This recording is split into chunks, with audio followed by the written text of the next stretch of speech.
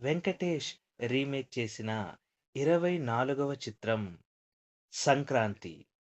ఈ సినిమా తమిళ్‌లో super hit అయినటువంటి 'ఆనందం' మూవీకి రీమేక్‌గా తీశారు. తమిళ్ వెర్షన్‌లో ప్రముఖ యాక్టర్ మమ్ముట్టి, అదేవిధంగా అబ్బాస్, దేవయాని, స్నేహ ఈ సినిమాలో యాక్ట్ చేశారు. తెలుగు వెర్షన్ కూడా బాక్సాఫీస్ దగ్గర సూపర్ హిట్ అయిందని చెప్పుకోవచ్చు. వెంకటేష్ రీమేక్ చేసిన 25వ చిత్రం 'ఈనాడు'.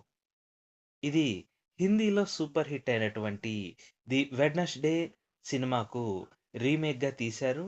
హిందీ వెర్షన్‌లో అనుపమ్ ఖేర్, నసీరుద్దీన్ షా లాంటి ప్రముఖ యాక్టర్లు యాక్ట్ చేశారు. తెలుగులో వెంకటేష్ మరియు కమల్ హాసన్ యాక్ట్ చేశారు.